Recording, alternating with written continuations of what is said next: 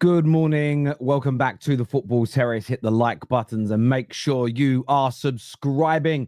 We are talking Isak to Liverpool. Big news yesterday in relation to Ekitike to Newcastle. Will they have both strikers at the club next year, or is this setting up the potential exit for Isak to Liverpool, who still hold a massive interest? We're looking at Gyokeres reports yesterday that Arsenal have booked and scheduled in the medical for next week, as they're 6 days now away from going on their pre-season tour. And we're talking Nico Jackson to Manchester United. The rumor surfaced yesterday.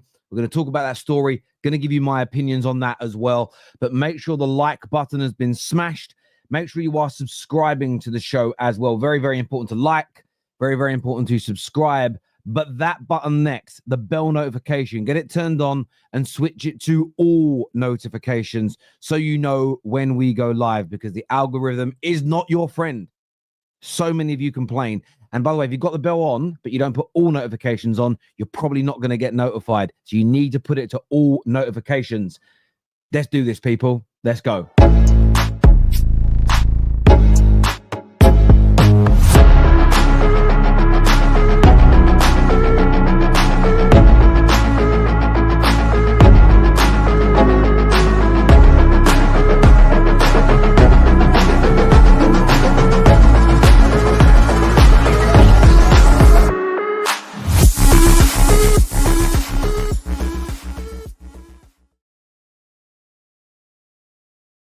Good morning, everybody. Welcome back to the show. I hope that you all have brilliant Saturdays. I know I did stream yesterday morning, but I had a bit of a day off yesterday. I went to watch the legend that was Stevie Wonder. Had a great time with my brother. And yeah, it was an absolutely fantastic day on every single level. Lots to talk about this morning, though. I feel like so much happened yesterday from when I left my house, got the train to London, watched the show and got home. And I want to talk to you all about it this morning. And we are going to talk about the potential move of Nico Jackson to Manchester United. We're looking at further updates on the Gyokeres news. I know that KJ went live yesterday with the story that came out that stated that the medical had been scheduled in, penciled in, booked in of some sort for next week. I'm just trying to find that story. Yes, yeah, that was from Graham Bailey that said Gyokeres is hoping to fly to. Sorry, it says Gyokeres is booked in, scheduled to fly into London next week to complete his long-awaited move to Arsenal. Is it the update that was? But lots has happened. We're going to update on both those things. But I wanted to start with a big news story that broke about 19 hours ago now, and it's from Luke Edwards. Now, Luke Edwards, actually, funnily enough, my brother has met him a few times, because Luke Edwards is a Newcastle reporter, but he's a Leyton Orient fan. And he stated yesterday that, and it's an interesting headline, that Newcastle are hoping to finally land the striker Hugo Ekitike in a huge statement of ambition. And I thought, that's fair. I thought, what a move. I like Ekitike. I rate him. I think there's an excellent player in there. There really is. However, my next thought was, are they going to have him and Isak? Now, I know straight away, Terry, you always talk about strength in depth. That there is strength in depth. It is. But do you remember the conversation that Hussam, Mo, and I had on Wednesday, where Hussam was saying that you can't have two number one strikers, two number one starting right wingers, two starting left wingers? Do you remember what I said? Because I want to make sure the message here is staying as consistent as it possibly can. I stated that you're right in the medium to long term. So what I want to preface this by saying is that I think Newcastle could buy Ekitike. Sorry, I was reading something as I was trying to talk there. I think, because I have to do all the background stuff myself some days and then trying to host at the same time. Honestly, that's why YouTube streamers are better than TV presenters, because they couldn't do what we do. They can do the whole thing at the same time and keep talking. They could definitely buy Ekitike. They're a big enough club. They're attractive enough. They play excellent football. They're in the Champions League. Does it 100% guarantee that Isak is going to leave this summer? No. Only an amoeba would have that point of view. But I think it certainly makes it more plausible because there's an actual replacement there straight away. I don't personally see Ekitike as a backup striker wherever he goes. I know he's still young. I know he's still learning, but I think he's already at the level where he's going to want to start. Newcastle play with one striker. Yes, there'll be more rotation because Champions League football is going to be there. But I think this paves the way for Isak to leave, either this summer or next. I don't think you buy an I don't see a world where Ekitike and Isak can be in the same squad for more than a season, especially if Ekitike is as good as many of us believe him to be. My personal view, my personal opinion is you get 1 year max of them playing together in the same squad. By the way, I would say this, if Arsenal already had Šeško, they bought him last year, and then they bought Gyokeres, my view would be Šeško's going within a year's time. There are certain strikers that are just, unless they regress, unless Ekitike doesn't look very good and becomes a backup option, I think he's a first-team striker. I think he's that good. So, if Crystal Palace were to go and buy Ollie Watkins, there's a big challenge there between him and Mateta. Equally, if Newcastle went and got Ollie Watkins, I'd say backup because I think Isak is much better than him. Does that make sense? And by the way, Isak is better than Ekitike, but I'd rather Ekitike over Ollie Watkins. I think he's in a category above. So there's tiers to this thing. But it's a real interesting one to see because obviously Newcastle fans will hate hearing this. Newcastle fans will say no chance. Newcastle fans will say that, no, we're building squad depth. And you might be in the short term. I just don't. But I'm kind of praising you here in a way. I think Ekitike is so good and so talented. He is not going to be happy to be Callum Wilson for 2 or 3 seasons. He's just not. He's just not. So it may not be you're buying Ekitike to sell Isak this summer, but I think there is an element of foreshadowing at the very least in this deal. But I'd love to get your views and your opinions on that in the comments section below. This here says, wow, you never learn. You are going for a selling fee for Isak. Sam is wrong. He was intending to have both, not one instead of the other. Isak will very likely leave next summer, but not this one. Well, I did suggest that, my friend. If you listen to everything I said, there's a chance he goes this summer. There always has been. But I said if you buy Ekitike, I think within a year, one of them's going, and it probably won't be Ekitike if he's as good as we all think that he is. Hey Terry, hope you had an amazing time last night. Yeah, it was fantastic. And look, Stevie Wonder is 75, still got an amazing voice. He had all these kids up on stage, and it's some of them singing, some of them just there. It was brilliant. Probably the last time he'll perform in the UK before he retires and everything else. So yeah, absolute honor. And he opened the set. I said to my brother before it went live, I said, I've seen him live before a couple of times, and he's never sung my favorite Stevie Wonder song, which is called Love's in Need of Love from the Songs to the Key of Life album. And he opened the show with it, and I was just blown away. Like I've loved that song since I was a little boy, listening to Stevie Wonder with my dad in the car and at home. And yeah, getting him to see that, watching him sing that song particularly live was amazing. So yeah, it was fantastic yesterday. Look, there's a lot of great music artists in the world, but from top to bottom in terms of vocally, instrumentally, the songs he's written, the amount of covers people have done of Stevie Wonder songs, and people don't know were Stevie Wonder songs, right from Gangster's Paradise right through to Wild Wild West by Will Smith. All these songs are cover versions of Stevie Wonder. So yeah, it was amazing. Thank you, man. Thank you, bro. Okay, have I listened to that new Justin Bieber song? No, I haven't. I'll give it a try. Then now you've said it, I'll give it a try. How was Stevie Wonder? Amazing. Honestly, for 75 years old, he's like, I went to see, my brother went to see Dionne Warwick, who's obviously a legend, and they have a song together, actually, friends.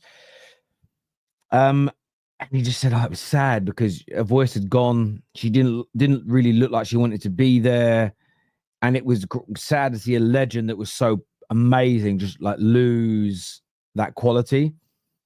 And we were both a little worried that I haven't heard Stevie sing in 15 years. What's it going to be like? I hope it's great. And there was such a diverse audience there as well. People like we were like, I wonder if we're going to be we were the youngest last time we went. There's so many young people there, which was amazing to see his music continuing. But he really could still sing brilliantly for a 75-year-old man, out of this world, legend, one of the greatest to ever do it. Thank you, Henry, for asking everyone to smash those like buttons. Please get that done. KJ's stream was amazing. Take more time off, please, Terry. All right, I'll take that into consideration.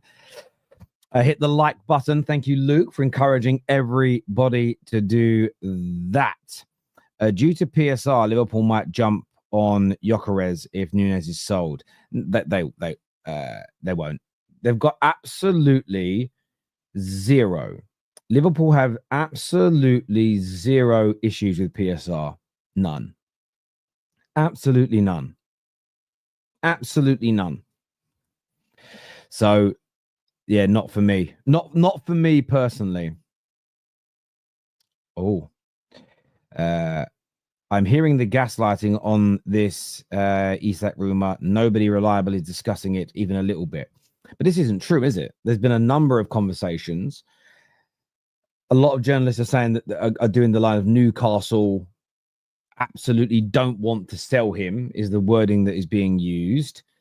But we've heard that word used many, many times before about players and they've been sold. I believe it would take an astronomical piece of business. But I do believe, my friend, that buying a player with the quality, ability, and future as Ekitike, it doesn't mean Isak goes this summer, which is why we're asking a question. Do you think it will advance? But there's a possibility either this summer or next with a player like that. You know, with a player like that, it could absolutely do it. And by the way, we haven't said that it is advancing. So don't twist what we're saying. We're asking a question. Is it to advance is what we're asking. There is a question within that, my friend. So thank you. Nice try. But there we go. Arsenal need to boycott fans need to boycott after buying Noni Madueke. Well, no, they don't need to do that. Well, they're entitled to do whatever they want to do. I'm going to sneeze. Sorry. Excuse me. People are entitled to do whatever they want to do as long as it's within the confines of the law.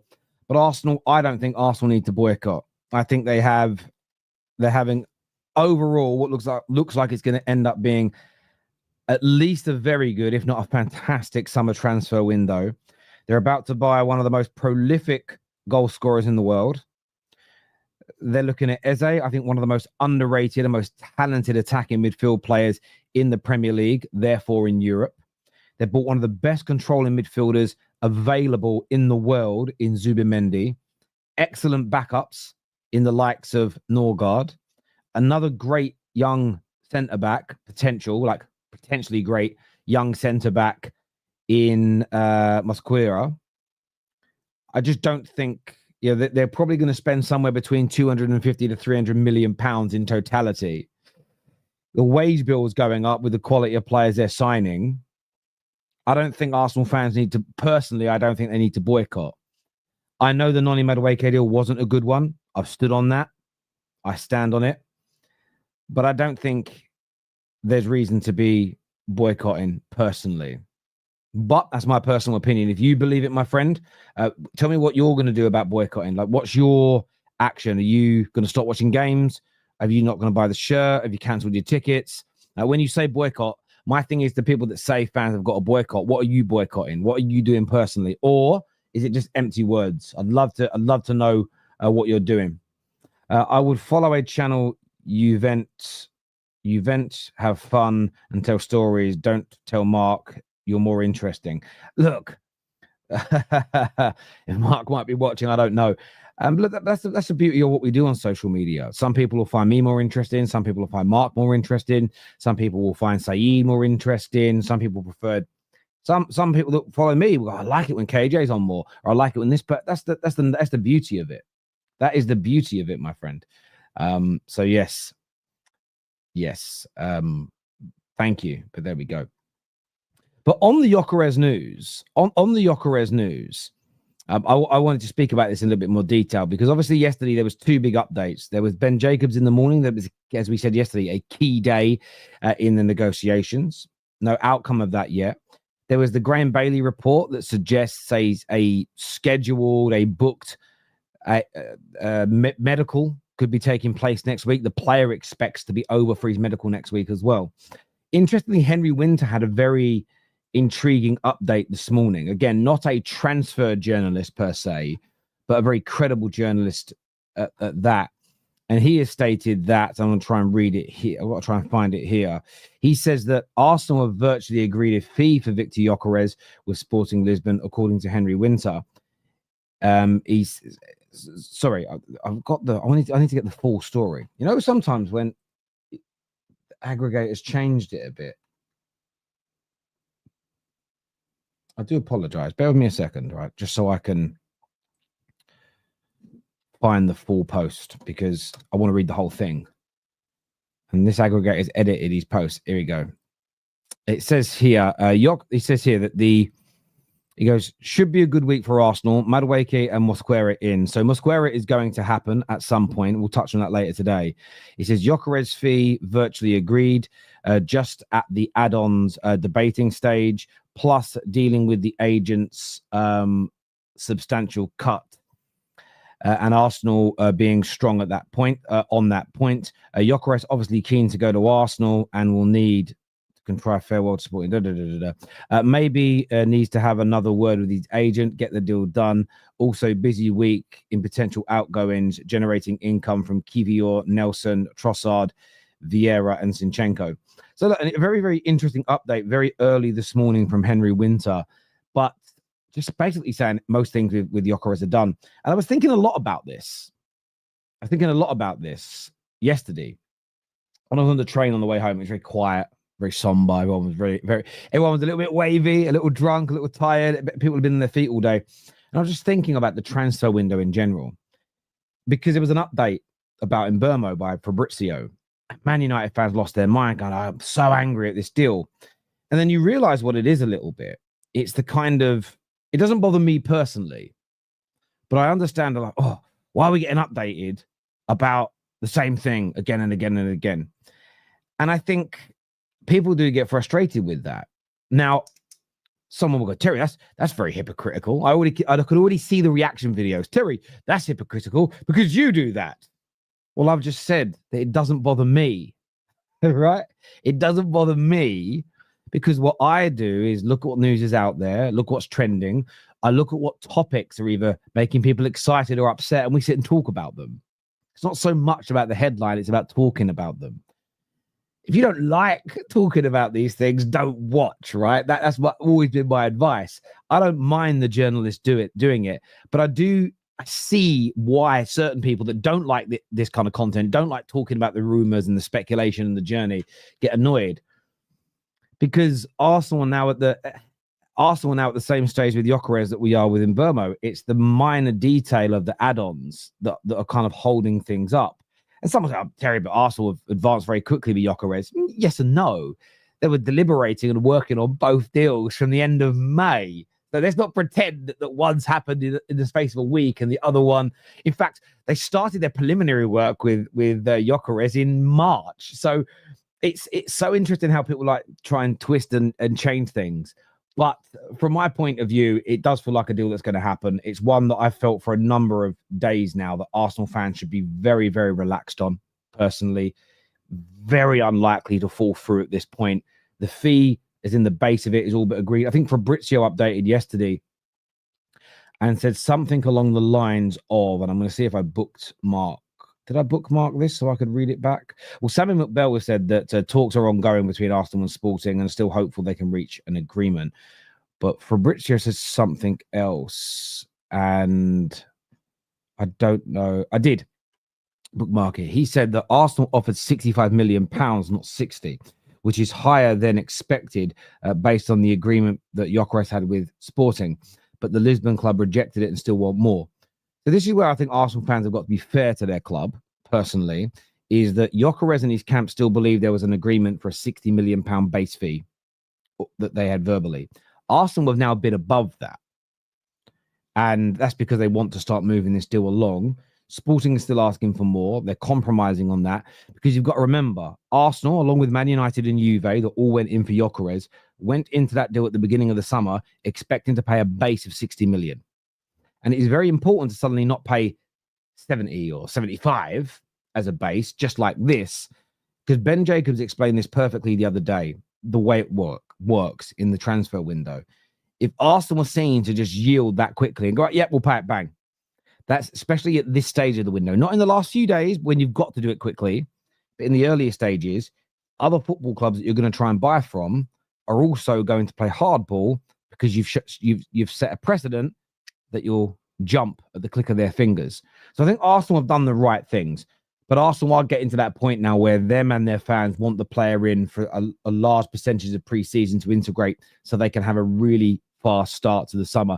And it looks like they're doing that. So I would be somewhat relaxed with this deal if I indeed was an Arsenal fan. Cue the jokes in the comment section below. They want a 70 million euro set fee plus 10 million in add-ons. Or maybe the person that's quoted Fabrizio has put pound marks instead of euro marks. I haven't listened to what he said on his video myself. I'm only seeing the aggregated version. So maybe he said he said euros.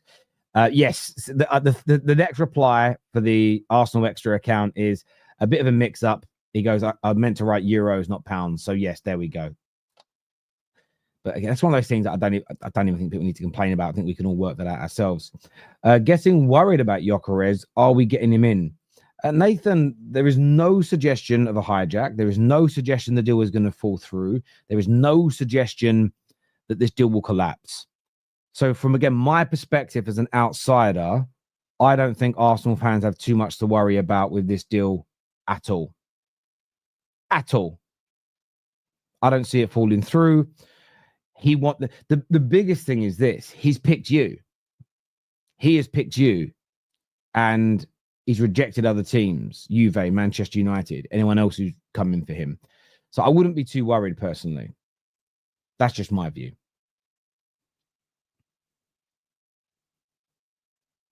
That's just my view. Just reading all the comments here. That must have been from yesterday, that super chat, looking at the time of it. Sorry. The way these things get dragged through. But yes, I read the other day that Spurs and United are ready to hide. You mean hijack? Look, Man United would be ready to hijack if the deal fell through. The problem with what you're saying, and I mean this with respect, is there's no credible evidence that the deal is going to fall through. So it becomes somewhat of a paradox, really. You can't hijack a deal that sorry, I was reading something weird. You can't hijack a deal that isn't collapsing, and you can't hijack a deal when the player doesn't want to join you over the other club. So until if Arsenal pull out, Man United will be all over this like white on rice. But until that point, it's a non-starter. And yes, Sporting and Man United have a great relationship, but the player doesn't want to join us, so it becomes a bit of a little bit of a non-starter. What? Someone really got an account here called Egal Fanboy. You man are hilarious. You man are hilarious. Now, look, before we are going to open up the line's already open. If you guys want to phone in and have your say, because we want to hear from you. But I wanted to talk about a couple of Man United bits as well, because there is a story surfacing, or going around, should I say, that Manchester United inquired about Nico Jackson. This has come from a journalist who I started following him yesterday. French journalist, I believe, called Nabil. I can't say that surname. I don't know how to pronounce that. Is it? I'm assuming this D is silent. So is it like Jalit? Nabil Jalit is how I'm going to pronounce it. I may have said it wrong.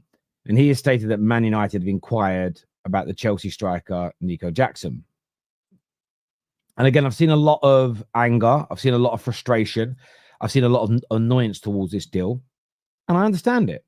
I get that Man United fans would not be happy, would be heavily frustrated, and would be hugely annoyed with pursuing this deal.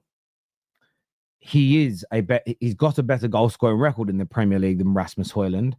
But in many people's eyes, yes, he may move the needle slightly, but it isn't a significant jump. It's not of the level that an Ollie Watkins would bring, or a player of that ilk, or any player above that level. So it would be heavily frustrating to give Chelsea money, which they need, according to UEFA, even though they're raising a lot. It'd be very frustrating to give Chelsea more money for a player that barely improves us. I concur. Where I am going to remain calm is we've seen a number of stories, though, that have been similar to this, that after a few days and a few inquiries, they end up getting played down as simply the agents making the offers. They often get turned back into, actually, no, that wasn't quite true. United didn't make the inquiry. It was Calvert-Lewin's agent. It was Jamie Vardy's agent. It was Callum Wilson's agent that offered them to Man United.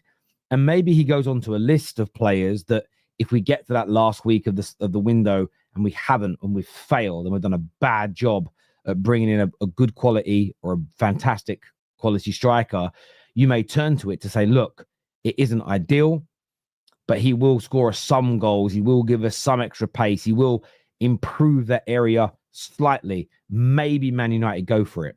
Then you've got to look at the price, because if it's anything over 25 to 30 million pound, it isn't worth it. He is nowhere near the standard that we need. So, yeah, not a fan of it at all. I think this would Jackson in itself isn't the element that I'd be most angry with. It would be knowing we failed in our attempt. And at the end of the day, Chelsea are not going to sell him for 25 to 30 million. I haven't even looked at your comments yet, but Chelsea won't sell him for that. Oh, I agree. I don't think Chelsea will sell him for that. I don't think Chelsea will sell him for that at all. I think Chelsea are going to want 50 plus million pound for him. A new precedent has been set. It's really funny, the value of players. I'll tell you something about the value of players. I heard some people say, look, if Anthony Elanga is worth 55 million, then Noni Madueke is worth 48. And I'm sitting there and I'm thinking, there's some truth to that, because I think Elanga had a good season last year. He may not do that again. He may do it every year. And suddenly he becomes, if he scores an assist like he did last season, 2, 3, 4 years running, he becomes an 80 million pound player, because the output is very key for attackers. But you could see a world this year where Noni at Arsenal outperforms on output Anthony Elanga. That is feasible. But it also suddenly shows that you've got players of the Madueke and the Elanga level moving for between 48 and 55 million. It makes you realize how good a value the low 60s are for players like Cunha and Mbeumo, because they're a level above. Arsenal, 60 odd million pound they're going to get Eze for is a level above. It suddenly shows how fantastic that business is in itself. So you have to look at the value.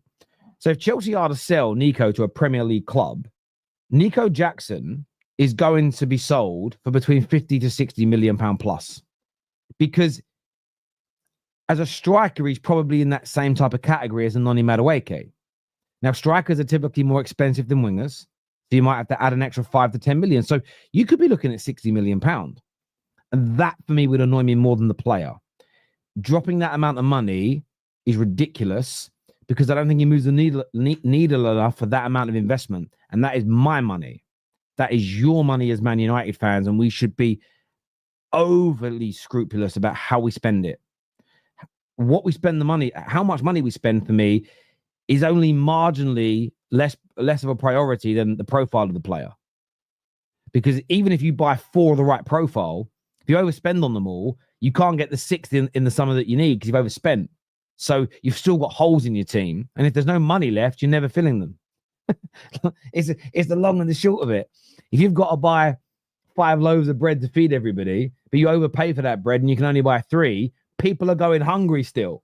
So I don't want it. That would annoy me more, because we'd end up giving Chelsea more money than I think most of us believe that he is worth. The needle wouldn't be moved enough, and it would be a terrible piece of business. Now, that being said, I'm not going to sit there and be fuming about it yet, because it hasn't happened. Okay, because it hasn't happened, and that would be a complete waste of energy and time for me as an individual, just me. But we'll see how it transpires. My hope, and it's a hope, this is more aligned to the situations that we saw with Calvert-Lewin, where it's more the agent is doing the run around and sharing this information more so than the club actively pursuing the player. That's what I'm hoping for. And again, Terry, man, you're coping. Well, it's more hopium than copium. Copium is more. My view is now, kids. This is your slang more than it is mine, right? Copium is when something bad has happened and you're trying to justify it because you're trying to cope with the situation. Hopium is when you're talking about something that hasn't happened yet. Surely that's the logic behind the slang, right? Like, it's like I was trying to. My mum said to me age ago, "What does Riz mean?" I heard some kid say the other day he's got Riz, and I said, "Well, it's about having charisma, like charisma." My mum couldn't answer. No, that's not it. And one of my younger cousins was like, "No, that's not it." And I was like, "I swear it is, because that makes sense. If I'm wrong, please tell me in the comments, because I am an old man now, so I don't know all these things." So there we go. Wait to see. Alejandro Garnacho rejected the opportunity to join Cristiano Ronaldo in Saudi. He wants to stay in Europe. Yeah, look, we've seen this regularly. He wants to stay in Europe. Primarily, he wants to stay in the Premier League. And we'll see what happens with Garnacho. And it's really, the Garnacho situation is really funny because a lot of United fans are doing this whole, we've showed our hand by telling everybody that he's done at the football club. United have showed their hand. United have made a mistake. And again, these are the kind of comments that make me want to put my head for a sheet of glass sometimes, because I think, no, Man United didn't show their hands. Man United, in my personal opinion, Amorim, in my personal opinion, didn't run to the press after the Europa League final and say, we've told Garnacho he's got to go. Garnacho's camp leaked it, and Garnacho's camp have been pushing this the whole time to force their way out of Manchester United. Man United have therefore been forced into issuing a statement, not an official statement, but briefing the press to say, yes, he's done at the club. So it has slightly weakened our position, but it's weakened our position because the insubordinate player that wants out has seen other players before leave cheaper or get their wages paid, get what they want by acting this way. And Man United have got to stand up against it and be resolute. Yes, we all want to see him go and the money raised and a new player purchased and progression. But it's hard to get sustained progression if he leaves in a way that makes us look weak, because it reaffirms the precedent. It reaffirms the player power, which has been one of the key cancers in this dressing room, which has been one of the key bacteria, one of the key parasites that has broken this club. And it's transcended multiple squads under multiple managers because the behavior migrates. Because you always get these, again, this very basic view from people. But it's a completely different squad to the one Jose had. But not overnight. We didn't change it. We didn't wave a magic wand, Expelliarmus, and it was a new fucking squad. There's an overlap. Every single squad in the last 50 years at Man United is interconnected. Because you're changing 4 or 5 players a year. So there's a connection to everybody. I don't understand how people don't get that behavior is learned. Behavior can be passed down through generations in society and in work and culture. And you must know this about your own jobs. Your job, there must be Spanish customs is the phrase that's used for it, that exist in your job. Things that are kind of outside of procedure, sort of untruths that you tell customers or weird things that people say that have just been passed down from generations of employees to new members of staff, and nobody really challenges it because it's the way things are done. But when you break it down logically, you think that's crazy. When I worked as my first job in the bank, I was a personal banker, but I used to work with the cashiers. And they used to tell people, we used to take people's cards off them if they had their wife's card or their brother's bank card. And the staff all used to say it. It's illegal for you to have it. It's illegal for you to have it.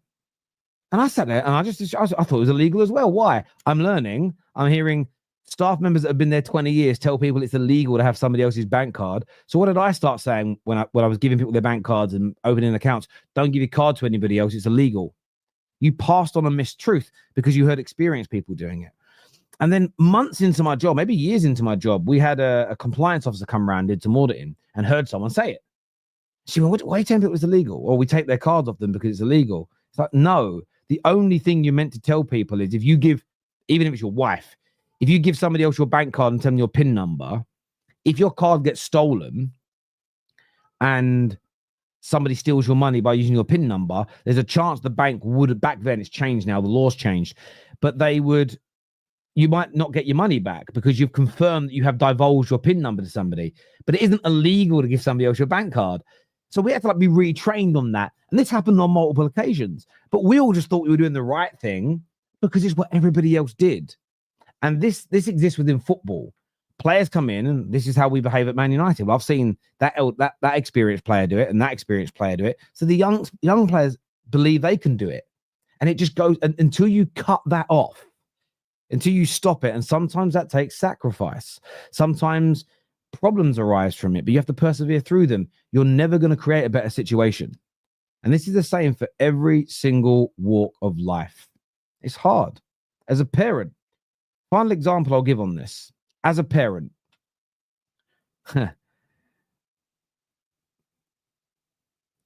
the amount of friends I've got who are parents who are now frustrated that their children are 6, 7, 8, 9, 10, and they still want to sleep in their bed with them.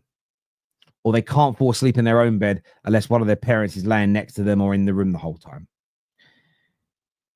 And I don't judge anybody as a parent. I don't give them any criticism because it's not my way. It's too serious an issue. But I am so glad that with my beautiful 3 children, I went through those early days. They never slept in my bed. Even if they woke up 10 times in the night, I would comfort them or feed them or change them, help make them fall back to sleep, but leave them in their own bed, leave them in their own bed, leave them in their own bed. One, it's quite dangerous to have babies in your own bed. You can roll on them and things like that. But they become attached to being with you. As they've got older, and you might want to have some friends round in the evening, or you might want to have a lay-in in the morning. It's paying dividends now. And I've got a friend of mine, and I love him and his wife to bits. And they've got a daughter that's 12 that still wants to sleep, like gets to 8, 9 at night. Oh, mommy and daddy, I can't sleep. Gets to 10, 11. Oh, mom, daddy, I can't sleep. Okay, get in with us. And he's kind of complaining about it because he's saying, I don't really get any alone time with my wife. There's always a child in the way, right? Which is more of a grown-up situation. And I don't know. I've told him I don't know how you resolve that at this age, and I'm not an expert in that way. But it would have been an easier option for me at the time, and I knew this, to just go, I'm so tired. It's 3 a.m. I don't want to get up again. Oh, I'm exhausted. It would have been very easy to bring the baby or the toddler into the bed. They sleep, I sleep, everyone's happy. The problem is later on down the line, it causes problems. And all these little experiences that I've had in life, whether it be through my professional career, my sporting achievements, being a parent, being a friend, I think they're transferable.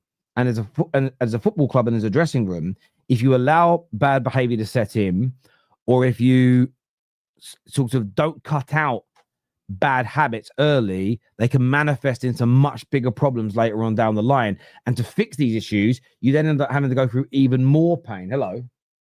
You're right. Speaking of the devils. You're right. You can say hello. All right, what are you doing? You're trying that. Right, I'll look down a bit. You shut the door for me. All right, give me a kiss. Have a kiss, please.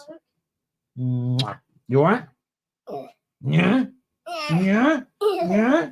All right, I'll see you in a minute, all right, boy? I'm working, by the way. I'm streaming on the internet. What are you doing? No, don't go out the back door, please. It's shut. Go the other way. It's all right. Right. See you in a minute, big boy. I don't know what he wanted then. You see, he did what he was told, though. So he did what he was told. Slightly. He annoyed me this week. He's a lovely kid, really. But he's very boisterous. Doesn't like being told what to do. Hates doing chores. Parents' evening camp comes round. They said what a delight he was. Never a problem. Does as he's told. Attentive. Listens. What? He's a different child at home. But I do prefer that, by the way. I'd much rather him be a good boy at school and a little naughty at home than the other way around. But there we go. But I stand on what I say. The Garnacho situation, the Sancho situation. And the Sancho situation is also very, very similar as well. Juve have done some interesting offers. There's reports they're happy to pay the 25 million, but Sancho won't accept the salary. So they've now come back to us. Damasio has reported, there's a new report today, it's gone up. 8.5, 9 million offered. Now it's gone back up to 15 million. And this is what I mean. If we just yield and do the first thing, the easy thing. Yeah, let's just get it done. This is the easiest option. We don't want angry fans. We don't want the media on at us. Let's just get the player off the books so we can go, we sold him. But if it's at a loss later on down the line, that hurts you more than the pain and the perseverance now. And one of the reasons that Manchester United are in the trouble we are in is we have cut corners. We have taken shortcuts. We have cheated processes. We've done bad jobs in the short term that have had horrendous impacts in the long term. And it doesn't mean, again, for anyone that doesn't understand, that you can't be annoyed about a bad signing. You shouldn't feel a frustration that's been 40 odd days in the Mbermo deal. But for me, I've been asking for these practices for the best part of 12 years. I personally, to not be a hypocrite, I've got to see them pass. I've got to see them happen for a few years to see the outcome without losing my mind, because it's what I've been asking for. So don't, as I said the other day, I'm not going to call out people's emotions as much as I have done, because it's probably wrong to do that. But I am going to stay resolute to what I've been asking for. You know, again, equally, if you're a fan who advocates for it isn't my money, I don't care how much we spend, that's fine. But then you should never moan about the amount of money we spend. That can't be in your wheelhouse of complaints, because the club's doing what you've asked. And I think that's the only thing I think we need to hold each other accountable for. I can't sit here moaning that we're negotiating hard and being a pain in the backside to get deals done, scrimping and scraping over saving pennies here and there, because you guys were then, hang on, Terry, you've been sitting here every week for years saying that's what you've got to do. That would be the hypocrisy. Let's go to some of your comments here that have come through, though, on this. Let me just also timestamp where we are on the show. Going to go to some calls in a minute. We've got Max backstage. Donna Cullen is there. Is that the Donna Cullen? I wonder. Let's go to some of your comments that are coming in here. Terry, talk negative about Newcastle. I don't have anything too negative to say about Newcastle, to be honest. I mean, they haven't done a great deal of business as far as I'm aware thus far. As in a lot of, I don't think Newcastle, how many new players have Newcastle signed? I don't even know. Obviously, they've got Alanga in. They signed anybody else this summer? They may have done. I just might not know. Or they've got an 18-year-old from Malaga on a free transfer. Yeah, so one deal. So not a lot of business yet for Newcastle, which is interesting. But then they've also, a bit like Tottenham, they've had a lot of players reject them so far. So it isn't that they're not doing work. And that's also the irony in complaining about time. Because they'll get a here we go for some right winger in the next few days. Look, it took them a few days. They didn't. They've been working on deals for 6 or 7 weeks. They just keep getting rejected.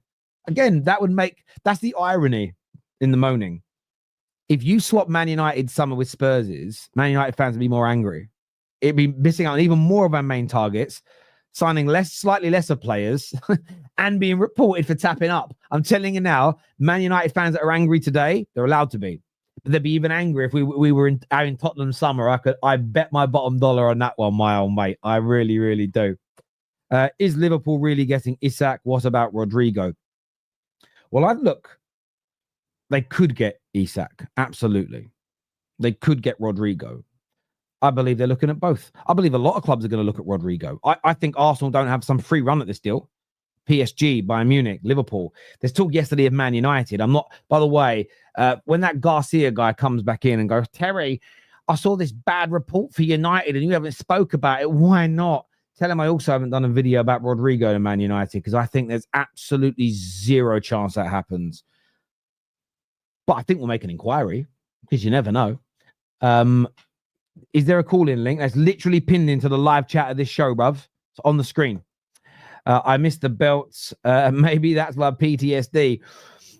Look, I don't. Yeah, I mean, I got hit by my dad. I didn't get beats by my dad, though. We called it beats. Well, my dad didn't beat me and my brothers. He hit us when we were naughty. I don't personally have a problem. The difference is, like, my dad hit us with the slipper and stuff. The maddest bit is my dad would go to prison for that now doing it, which I think is crazy. But I also understand there's a lot of children that get badly beaten up by their parents. And I think there's a difference between you've been really naughty, smack. The difference between that and then a dad coming home angry or annoyed or drunk and pummeling their children. I don't compare. They're not the same. I don't look at my dad and go, you used to hit me, Dad. I'm like, my dad did well not to do that to me because I was so naughty. Do you know what I mean? So yeah, yeah. Anyway, swiftly moving on before people get angry. Grey Wolf Dinner, that's 64 months as a member. Love you to bits, bro. Thank you. Says here, I've always rated Jackson. I think there's a bagsman in there. I just believe Chelsea has grown too quickly for him. I'd be upset if we sold to a rival under 70 million. It's a great signing for United. Look, I think it's this is go by your premise at the price you're talking, brother. I can't be sanctioning that. I don't think I think there are better players for that money. If we pay 70 million for him, and I'm only living in your reality here for a moment, Ollie Watkins is a better striker. You could definitely get, if you went to Palace now and offered 70 million, I think you get Mateta. You might not convince him. You're only talking about a few million more to get a young Sheshko or an Ekitike if they're willing to join. So I'd rather try them than I would Jackson. But I understand your perspective. I understand that you don't want a rival getting him because there is always that possibility, isn't there, that you sell him for 40 million to Man United and imagine he just, for whatever reason, imagine he just clicks at Man United and you're sitting there and you're thinking, you might be very happy with João Pedro and with the lap, but there could be a world where you're thinking, oh my God, United have got this player, he's scoring, and we only let him go for 40 million. So I do get and I do understand where you're coming from with that. I do. I disagree with your personal valuation, but I understand and see your perspective, my friend. It holds, what I like to say, holds water. What goalkeeper do you think United will get? What do we want at United? Look, I like Emi Martinez personally. I think he's a good player. But how many of you think Onana's really badly injured?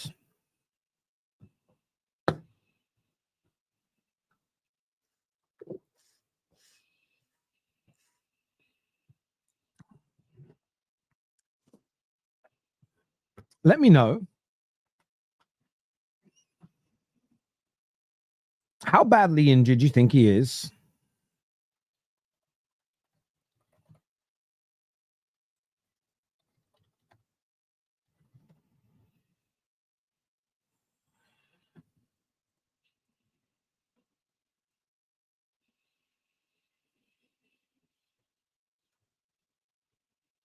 I'm waiting. See a few comments. So he could be injured.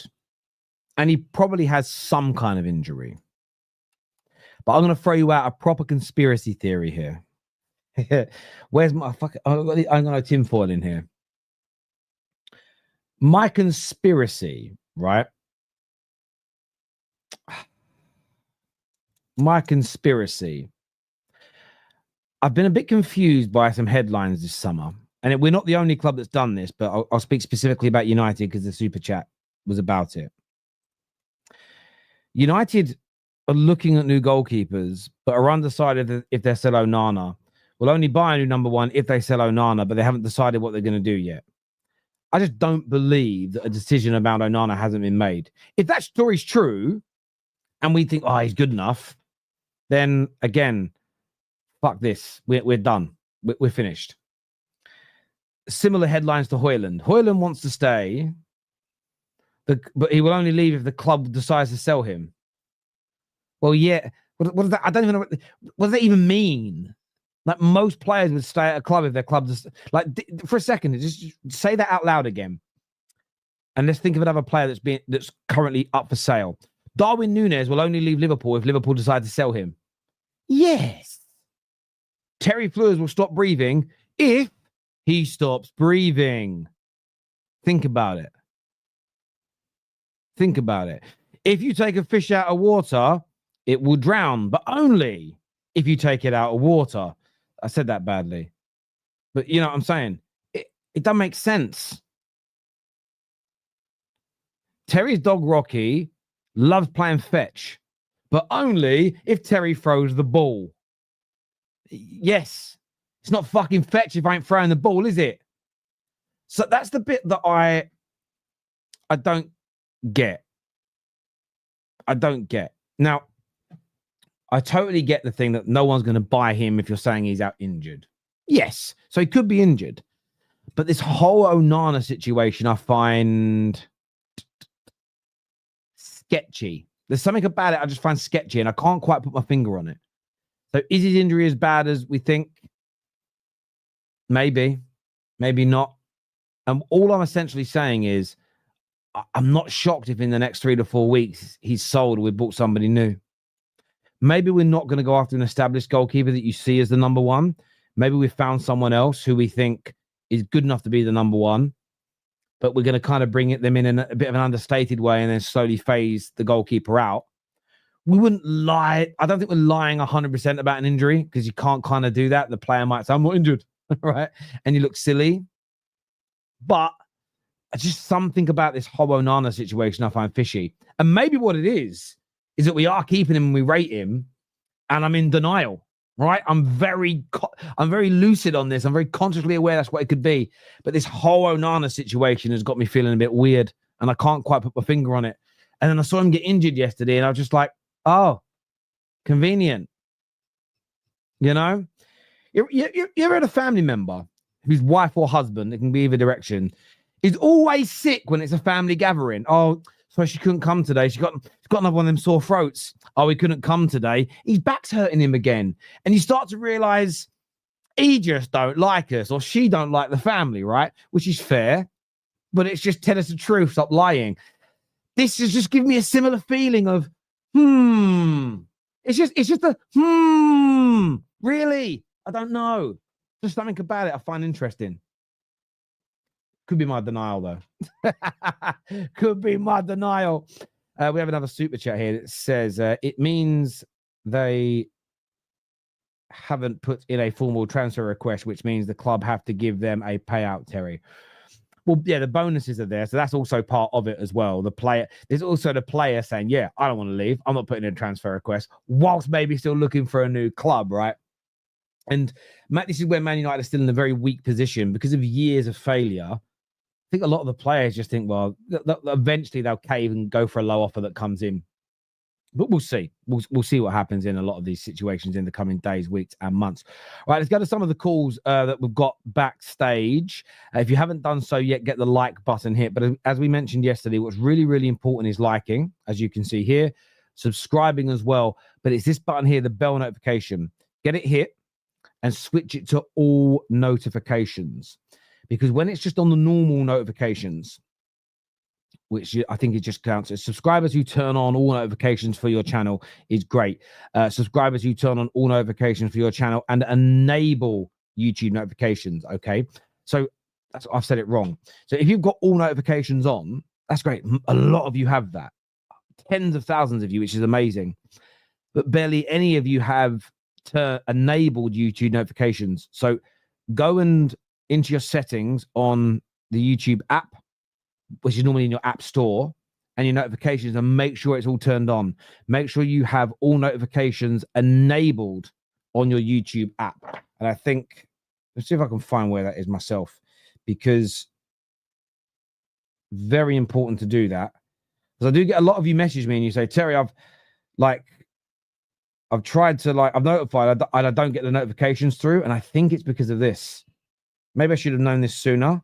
I've only just found out. So when you go into notifications on your iPhone, and if you scroll down and find YouTube should be on here. There, if you go onto YouTube, you see, look, you go onto YouTube. See, I have mine off because I need to turn mine back on. The reason mine are off is because I used to do a lot of streaming on my phone, and all my notifications are off because if I'm streaming or recording on my phone, I don't want notifications coming through because it stops the recording. So mine's off.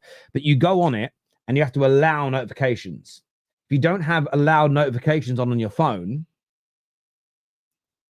you've got the bell notification one, but you're not going to get notified.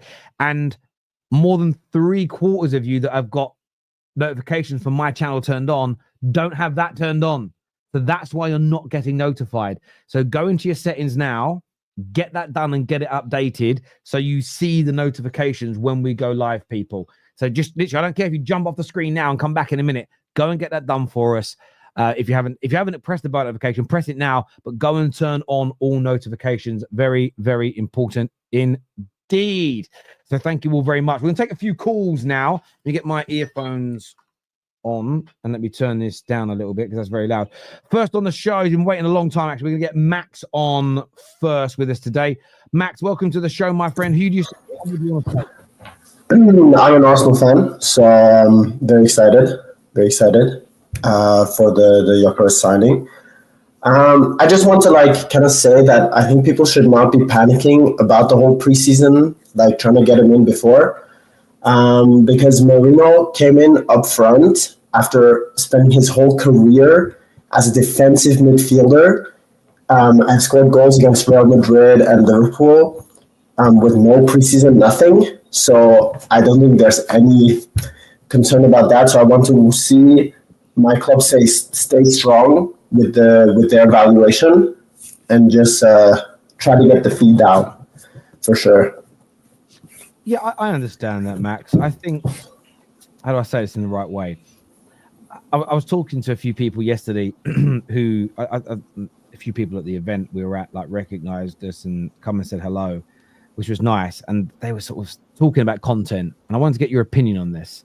One was an Arsenal fan, one was a Chelsea fan. And they were saying, we get annoyed at some content creators. We feel like there is sometimes justification for being angry, but it's almost like you make it easier for rivals to banter us because you're always pushing the negative stories and negative stories and negative stories, and they find it kind of jarring, really, because they feel like there's not always the time to criticize. Sometimes there's just an element of being a fan and backing your club almost blindly.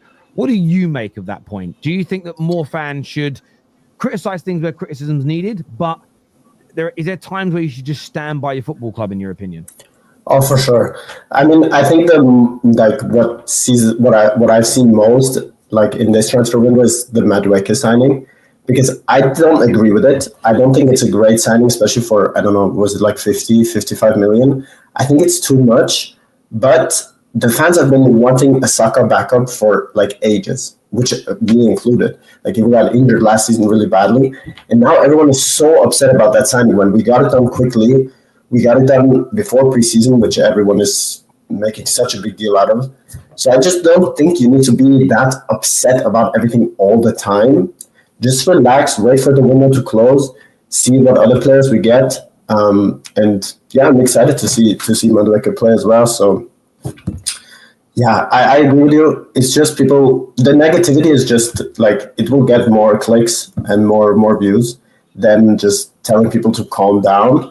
Because people don't want to be calm, they want to be upset at something or super happy about something. So just, I personally take that stance of just waiting for the window to close and see what else we do. Because if it comes out that we signed Madueke instead of Eze, as an example, then I'd be really pissed, because Eze is miles better, and I think Odegaard needs some better competition as well. But if we sign Eze and Madueke, then where's the issue? Madueke will play backup for Saka. So, yeah, look, I asked the question. I don't fully believe that fans should always be positive no matter what. I think that's a crazy notion because I don't do it. I don't undertake that.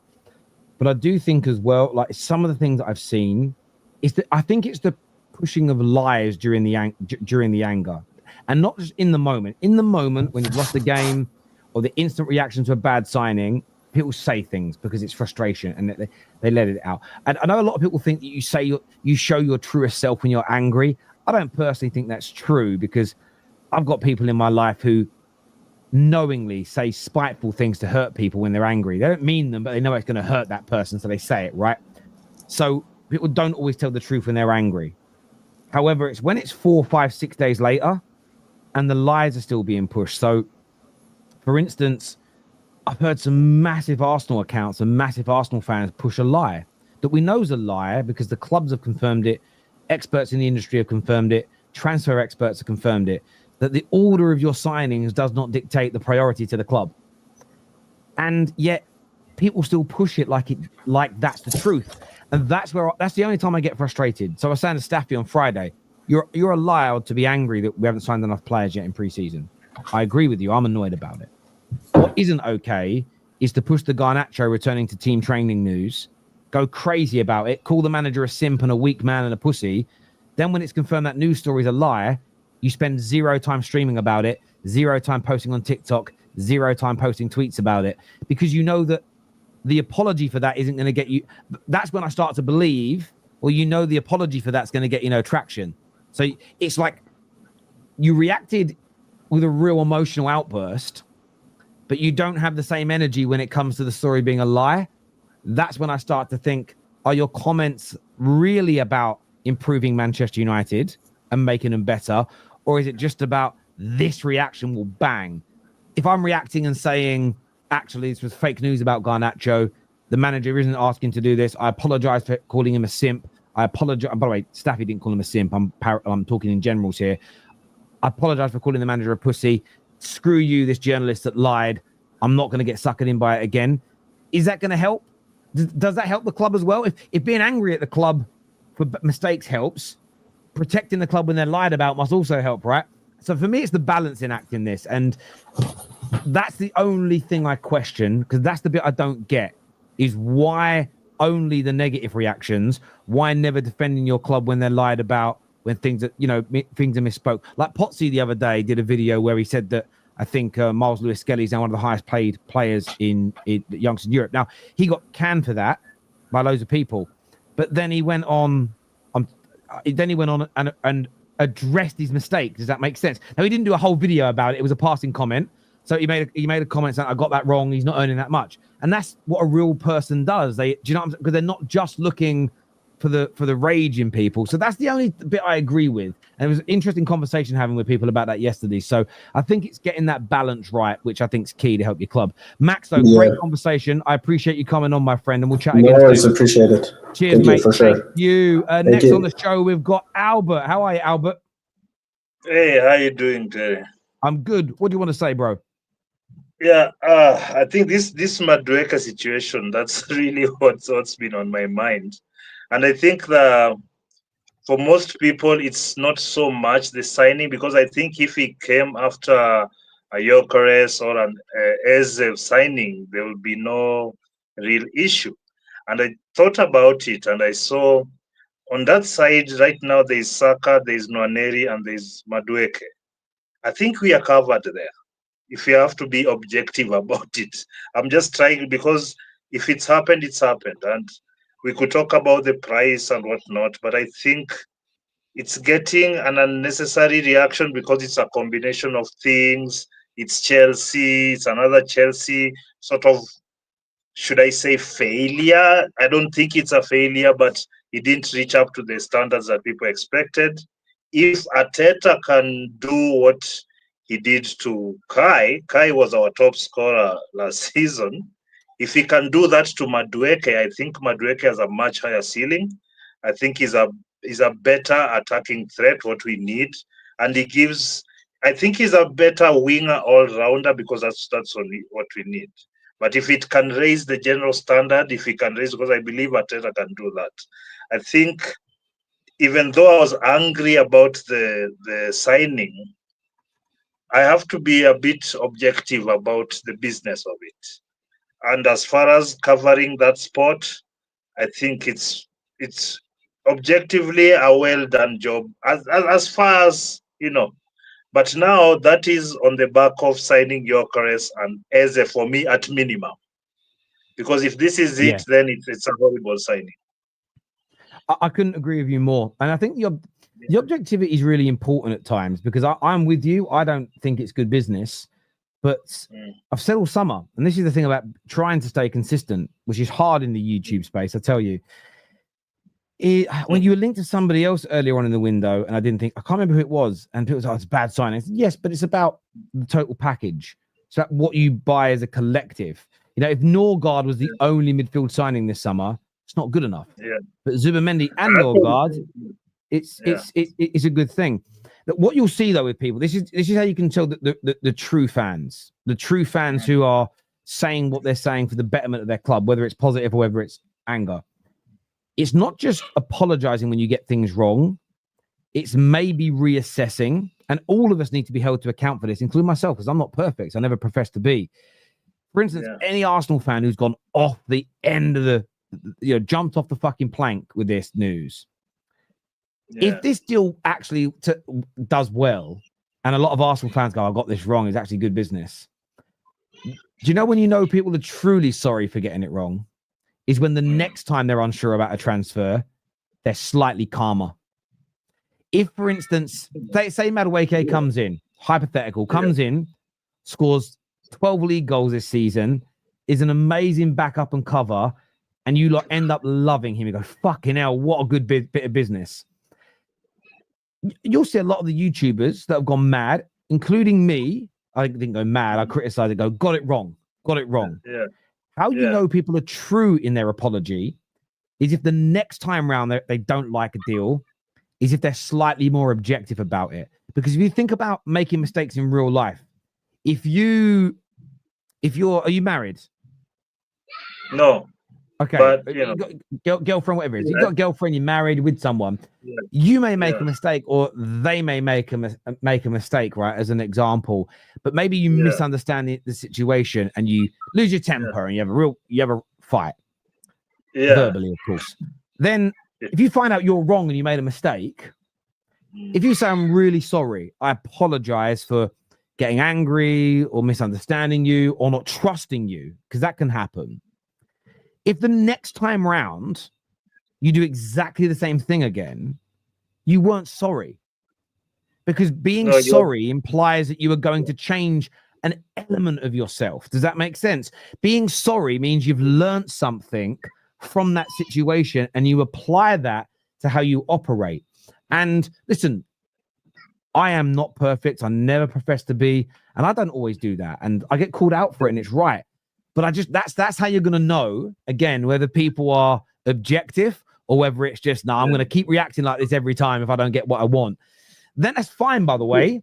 But I'd rather you not then apologize for it if you're wrong, because you don't mean the apology. You don't mean it if you then do it again. So that's just my view on it anyway. The thing is with Madueke is just he's just been caught in the crossfire of because people were at Gyokeres here yesterday. And he's not here, and he's not been. Here we go, and we are all just sitting. I think after a while we'll all look back, because I'm going to make a prediction right here that Madueke is actually going to do very well at Arsenal. It's just he has everything to going for him. I think also because of the reaction of people. I think I've seen that little bite in him, that little arrogance. I think he'll want to show us. There's some people, because of they were wrong about Kai Havertz, because a lot of people are wrong about Kai Havertz. They want to now rewrite history and say, no, Kai has done very well for us. I think he was slightly overpriced, but it is what it is right now. You can't really say that. You see, even Sporting are trying to hold on for more money from Gyokeres. As in, it is what it is. Albert, great call, my friend. And I'm going to chat to you again soon, okay? Cheers, you mate. Thank you, brother. Thank you very much indeed. Good points raised. We're going to do some more calls in a minute. This guy here says, what is this waffle? I'll give you an example, Stefano, of this waffle. And it's got to be like for like. So, Rory Jennings. Do you remember when City signed Haaland and he wrote it off? He then apologized. How you know if he means that apology is not when any striker is signed by any club, because there are differences, right? Nobody would expect Højlund to go to Arsenal and kill it because he's not been good at United. But the next time a big club signs a highly prolific player from abroad, I wouldn't expect to see him completely write that player off like he did before, because he's admitted that he jumped the gun, he didn't do enough of an assessment. I would expect he doesn't have to predict they're going to kill it every time, but there should be slightly more objectivity. Not like for Hussam, he didn't apologize for the 0% chance thing, but sort of said, "No, I got that wrong." The next time there's a prediction of similar levels, not Burnley playing Real Madrid, but the next time there's a team that's consistently in Premier League title races playing Real Madrid in the Champions League, who weren't even at their best this season, the idea of a 0% chance shouldn't exist. You should learn from that mistake. You may think that's waffle, but I think there's truth in it. Now, I know some of you are going to do false analogies and go, so Rory Jennings has to back Dominic Calvert-Lewin scoring the same amount of goals as Haaland at City. No, it's not the comparison at all, my friend, but nice try. Next on the show, we've got Donna Cullen. or the username Dollar Cullen. How are you doing? Hello, Mr. Fleurs. How are you doing? I'm good. Can you hear me, Mr. Fleurs? I can hear you. I did not expect you to sound like that. I honestly expected a much deeper, manly voice because I never thought you really were a woman. How you doing? I'm doing good. Just still watching over the transfer window. You can see that a lot is happening at Tottenham. And as you can see that we firstly have signed Mohamed Kudus, and now we are also going to sign Morgan Gibbs-White. But this deal is, I don't think many people are saying that we won't get this deal, but it looks like we will get it because fans can only delay this deal. As if it's a player's fault or whatever, Palace doesn't really look like they have a chance to draw this deal for us. I think we will get through this deal, and I am looking forward to it. And again, one other thing I wanted to say: a lot of fans, they are saying that it's all because of the manager change and all that. I think the main thing now that is getting Tottenham a lot of players is because we are in the Champions League and some other clubs are not. That's the main attraction. Do you agree with me, Mr. Fleurs, or not? Being in the Champions League definitely does that. Is that? Can I ask you a question? Is that your real voice or is that AI? It is a bit of both. A bit of both. Okay, cool. Because I'm not going to lie, I feel so confused. But what you're saying about Tottenham, I do agree with. Your opinions, I agree with. I think Champions League football definitely makes Tottenham more attractive. There's no doubt about it whatsoever. Donna Cullen, thank you for calling in. I appreciate it a lot. Thank you. Thank you, Mr. Fleurs, and big up to you and everybody in the chat. Thank you for having me on. I really appreciate it. No problem. Thank you. Take care. Thank you. Do you know what? Genuinely, do you know why that threw me? Do you know why it threw me? That threw me because everyone's always told me that person was a man, and then I heard the voice, and I was like, "Oh, I didn't expect it. I didn't expect it." I don't think it's a prank call. I think that's somebody who is genuinely just trying to hide their identity. Because they also, I'm not gonna say who, they show me their face behind the scene, so it's not like a fake person. It's just someone that doesn't want their identity out there, which is fair. Terry Tibbs, how you doing, mate? How you doing, matey? You okay? Yeah, talking to that AI was so that was so confusing. That I was like, what's going on here? It sounded like the countdown to like a nuclear blast or something. And it goes 7, 6. Do you know what I mean? I was like, what's going on? Big up yourself, mate. I appreciate your kind words as well to Diogo Jota. May he rest in peace. Thank you very much for your kind words. That was a lovely video you put out.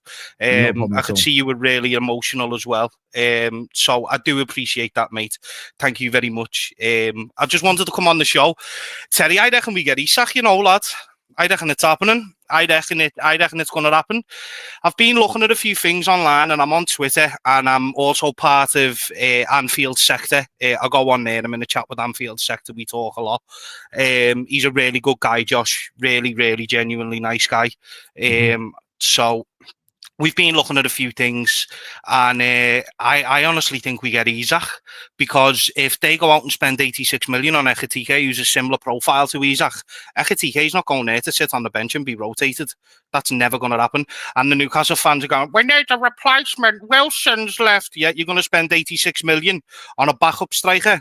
Nah, that's not happening. On top of that as well, reports are suggesting that they haven't got that much money to spend.